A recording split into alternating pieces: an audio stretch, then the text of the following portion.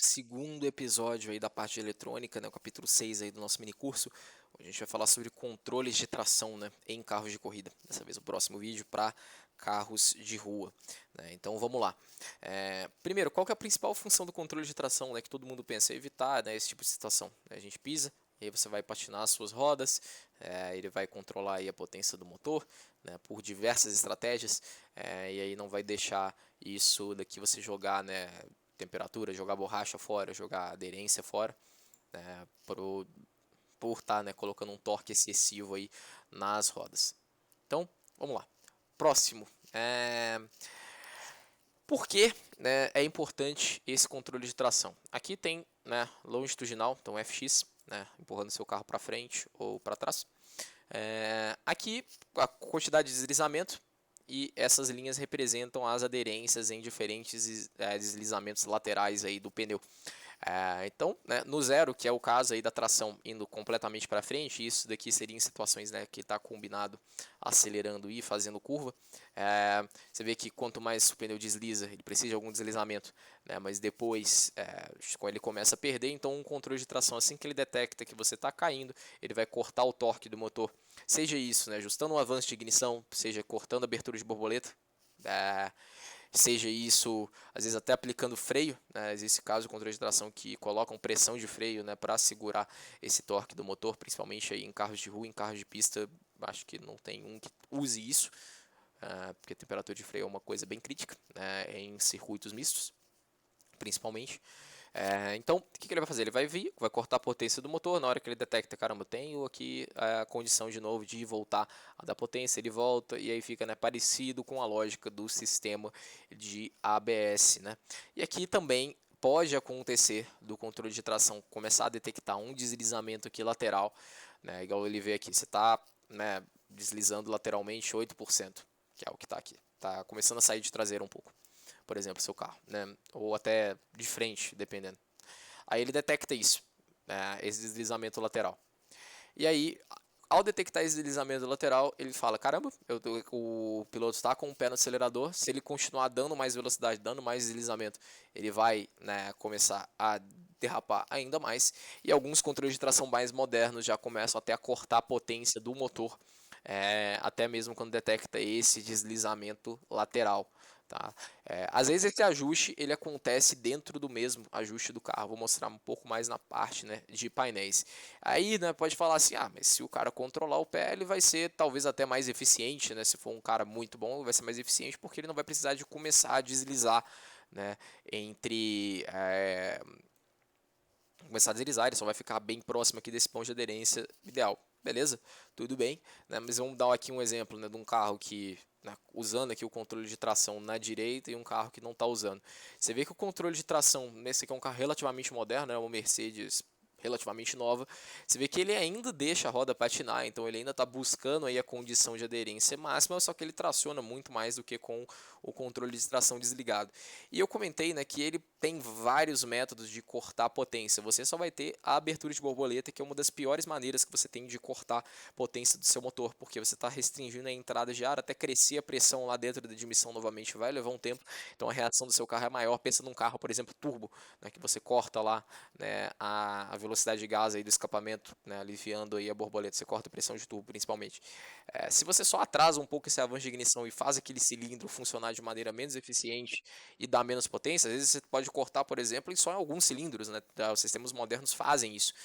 E aí isso vai ser, você já vai ter a potência de volta assim que ela estiver disponível, né, a aderência. Isso vai ser muito mais rápido do que você consegue fazer aí com o seu pé por essa limitação mecânica, né? Que não vai estar, o motor não vai estar pronto para dar potência, você vai ter que deixar ele pronto novamente, enquanto existem gerenciamentos eletrônicos que podem deixar ele pronto e ainda assim diminuir a potência, né, para a quantidade necessária.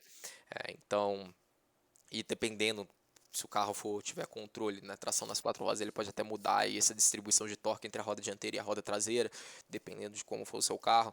Então, assim, são vários fatores aí que podem que você vai ter, né, de recurso a mais dentro de um controle de tração bem configurado, né, de carro de corrida, em comparação a não usar o controle de tração. Então, novamente, esses dispositivos modernos são de grande ajuda, né, e provavelmente você é mais rápido usando eles do que não usando eles, desde que eles estejam devidamente configurados. Tá?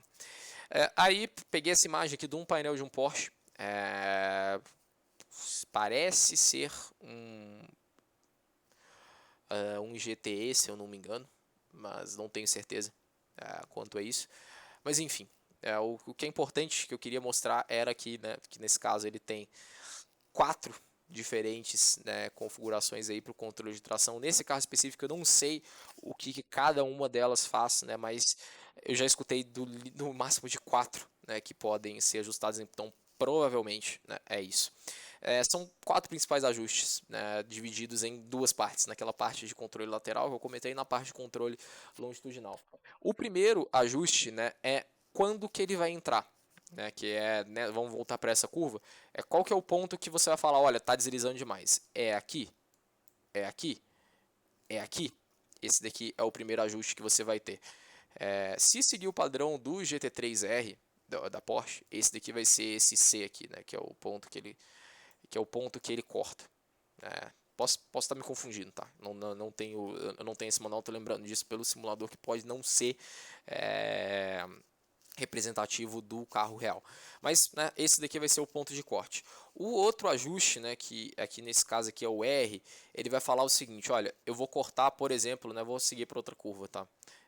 Eu vou cortar, melhor apagar tudo, vamos apagar tudo, que aí fica mais limpo. Pronto. Aí. Eu decido lá com aquele primeiro ajuste de controle de tração que eu vou cortar ele aqui, certo? Aquele outro ajuste, ele vai dizer, olha, quando que você quer que eu retome a potência? Você quer que eu retome a potência quando eu chegar aqui? Quando eu chegar aqui? Ou, por exemplo, quando eu chegar aqui? Né? Ele vai controlar a agressividade desse corte do controle de tração. E aí, esses ajustes, né, a diferença entre, por exemplo, esse lado daqui e esse lado daqui, se for um carro que tem esse ajuste de 4 vias, né, que eu vou chamar, ele vai controlar se ele vai atuar no deslizamento longitudinal, que, né, é esse caso aqui, ou no deslizamento lateral do carro. Tá? Então, a partir daí, o conceito aí é o mesmo, né? Você vai ter uma quantidade de perda de aderência que o controle vai entrar e depois você vai falar para ele, olha, quanto de aderência eu tenho que ter de voo novo para poder voltar à potência. Né? Os dois controles principais são esses. Tá?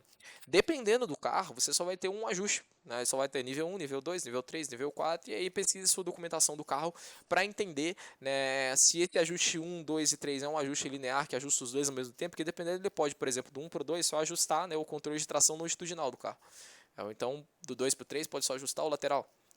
E aí é importante ver aí essa documentação, se o carro tiver, se não tiver, aí, bom, utiliza essas técnicas de análise, né, que a gente mostrou para determinar, pensando um pouco lá naquele gráfico de tração, ver quando que ele está atuando, ver onde ele está cortando, dependendo de quais entradas, né, aí você consegue ter uma dedução boa do que com testes bem feitos, de qual modo está influenciando o que aí nos controles de tração. Né. Então, na parte de controle de tração é isso que eu tinha para passar.